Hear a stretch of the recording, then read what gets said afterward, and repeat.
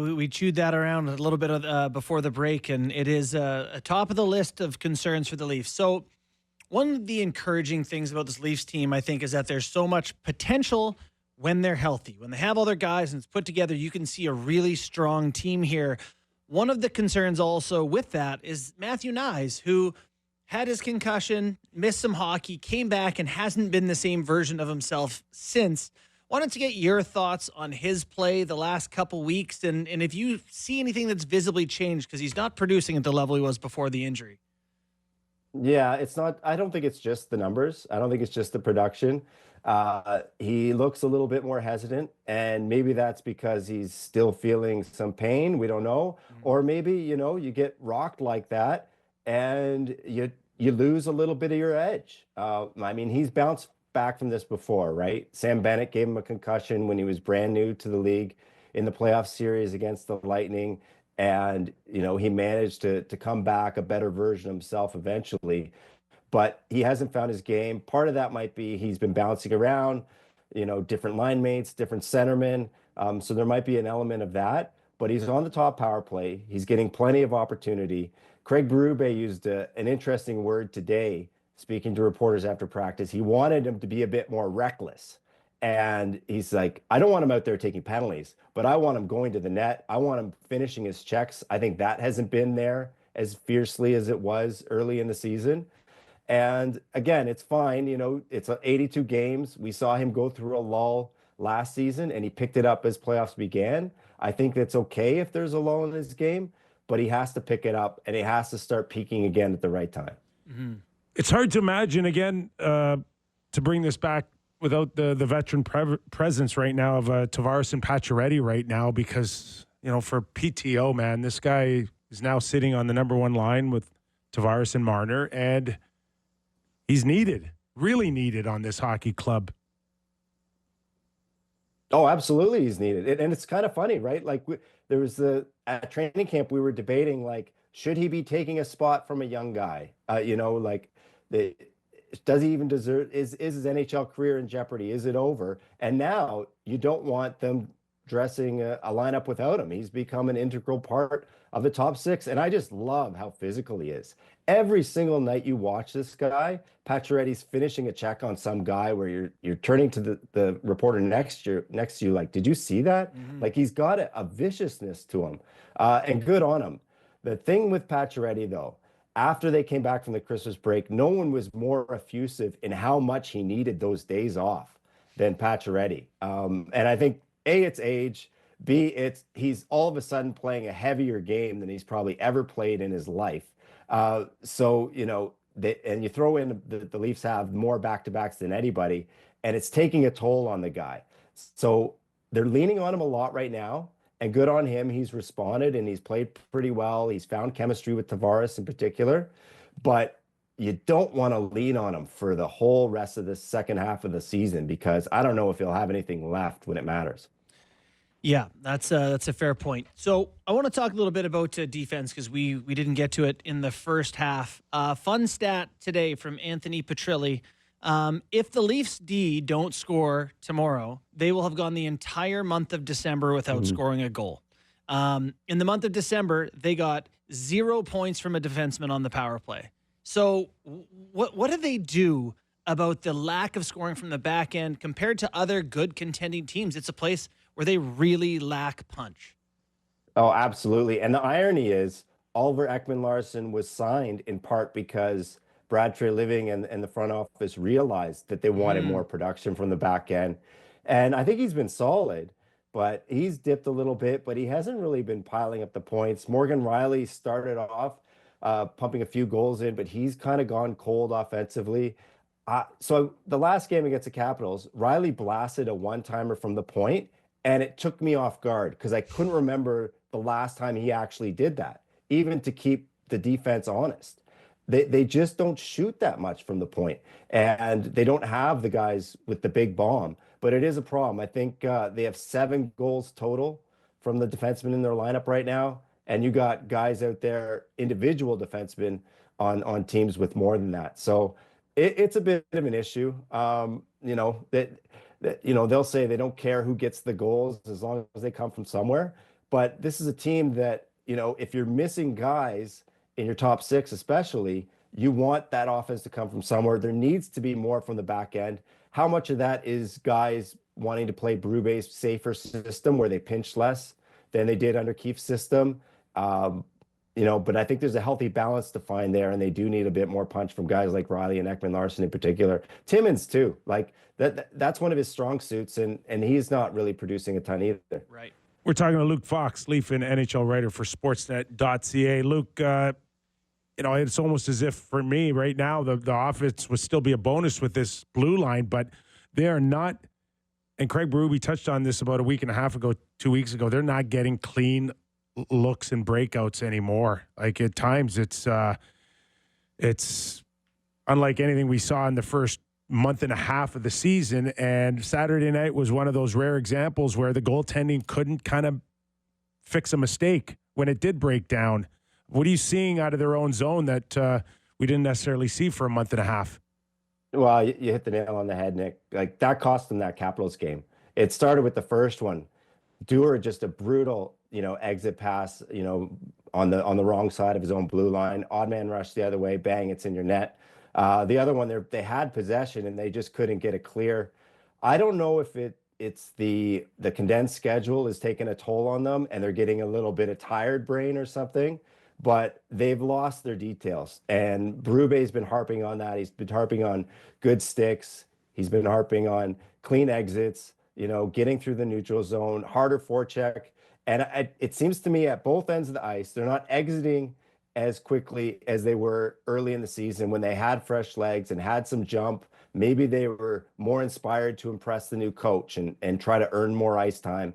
And on the other end, I think their forecheck has gotten a little bit, I don't want to say lazier, but it's certainly not as effective. You know, going back to the Nyes conversation, that's an area where he needs to work at. And maybe it's just how overwhelming and demanding this style of play is. You know, they're kind of trying to have a more Florida Panther-like style of play. And I remember going into the Panthers room during their run, and some of the guys, like Sam Reinhart, said, it's an exhausting style of hockey to play for 82 games. We know we need to do it because that's going to give us playoff success, but it's hard to do it every night. And, you know, a lot of the games that the Leafs have lost is because they've lost some of those details. They've lost some of the pace to their game, John Tavares was pointing out. So it's a tough one. And maybe in the back of their minds, they feel like they can turn this on later when it matters more. Right now, they're still amongst the leaders in the Atlantic. There isn't a sense of urgency.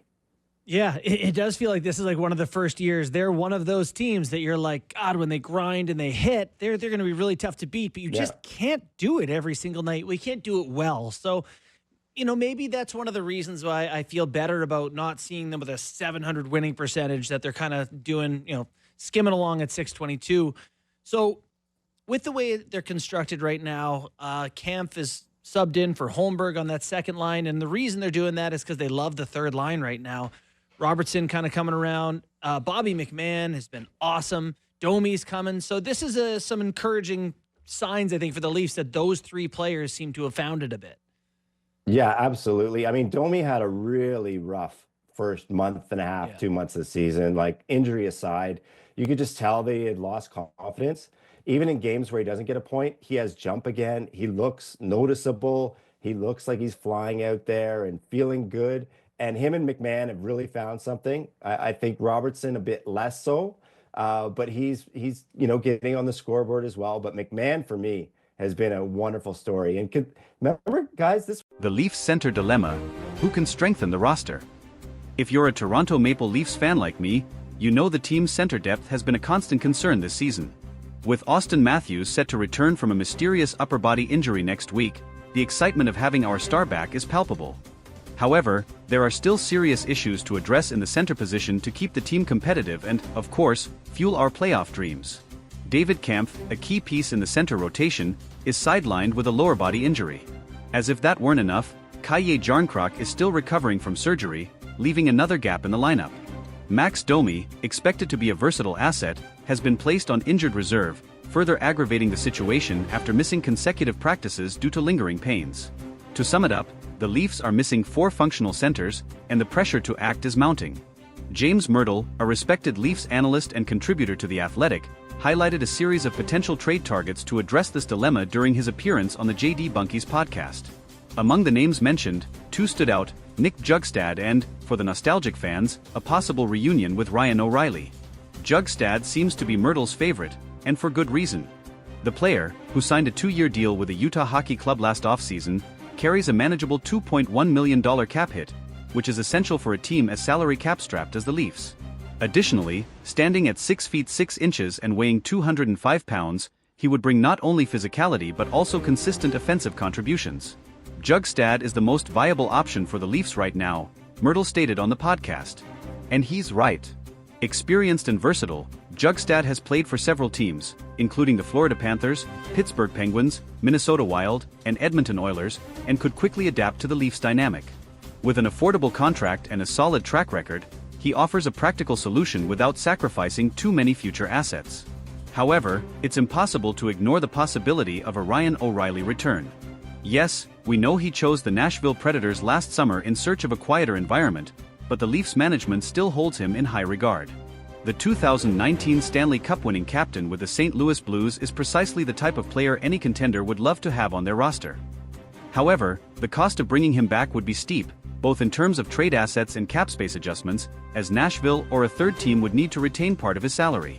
I don't think the O'Reilly scenario is entirely out of reach, Myrtle said, showing that there's optimism within the organization.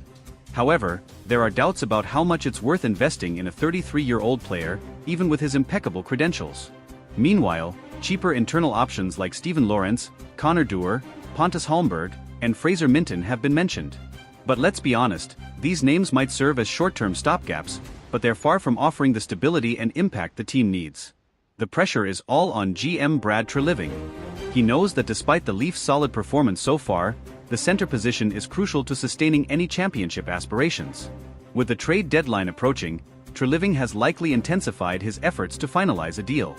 And we, the fans, are eagerly awaiting good news.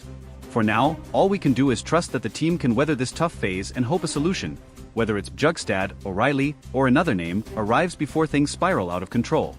After all, as we all know, the Leafs don't have the luxury of wasting another season with a promising but incomplete roster. The time to act is now.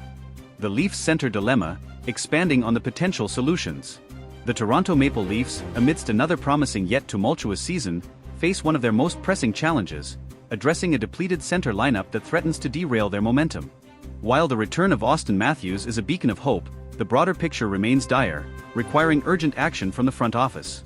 With Kampf, Jarnkrok, and Domi sidelined, the team's depth has been stretched thin. The immediate impact is clear on both ends of the ice. Defensively, the Leafs are struggling to suppress opposing top lines without reliable two-way centers. Offensively, puck distribution and power play setups have been less dynamic, as the makeshift lineups lack the same chemistry. This imbalance underscores the necessity for reinforcements. Nick Jugstad, as highlighted by James Myrtle, presents the most realistic trade option. His affordable contract and towering physical presence align perfectly with the Leafs' needs. Beyond his imposing stature, Jugstad brings versatility. He can play both center and wing, a flexibility that would allow head coach Sheldon Keefe to adjust the lineup dynamically. However, acquiring Jugstad isn't without complications. The Utah Hockey Club, formerly the Arizona Coyotes, is currently rebuilding but may still demand a premium return for their experienced forward. The Leafs will likely need to part with a mid-tier prospect or draft pick to make the deal work. With their prospect pool already thin, Treliving faces a tough decision. Another name that excites fans and analysts alike is Ryan O'Reilly. The former Conn Smythe winner and Stanley Cup champion has a proven track record of elevating teams in high-stakes situations. His leadership during his brief stint with Toronto last season left a lasting impression. Yet, the Predators have little incentive to move him unless the offer is overwhelming. Should the Leafs pursue O'Reilly, it would almost certainly require a multi-asset package. A first-round pick and a promising young player like Nick Robertson might need to be part of the conversation. Additionally, Nashville would have to retain salary, a process that often involves a third-party team to facilitate. The logistics are challenging but not insurmountable. Internal options like Pontus Holmberg and Fraser Minton offer short-term relief but lack the experience needed for a deep playoff run.